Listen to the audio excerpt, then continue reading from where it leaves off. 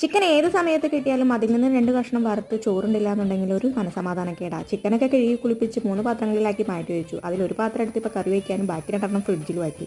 ചിക്കനിലേക്ക് മഞ്ഞപ്പൊടിയും മുളക് പൊടിയും വെളിച്ചെണ്ണയും ഉപ്പും അതുപോലെ തന്നെ ചിക്കൻ മസാലയും കൂടി ചേർത്ത് നന്നായിട്ടൊന്ന് കൂട്ടി പുരട്ടി 10 മിനിറ്റ് മാറ്റി വയ്ക്കുക. ചിക്കനിലേക്കുള്ള ഇഞ്ചി വെളുത്തുള്ളി അതുപോലെ തന്നെ സവാളയൊക്കെ നന്നാക്കുന്ന സമയത്ത് ഒരാൾ വന്ന് എഴുതി നോക്കിയിട്ടുണ്ട്, ഈ അമ്മ ഇവിടെ എന്തെടുക്കണമെന്ന് അറിയാനായിട്ട്. കൂടെ കളിക്കാൻ ആളില്ലേ? അച്ഛൻ്റെ കൂടെ കുറച്ച് നേരം കളിച്ച് കഴിയുമ്പോൾ ആളൊന്ന് പിണങ്ങി വരാറുണ്ട്.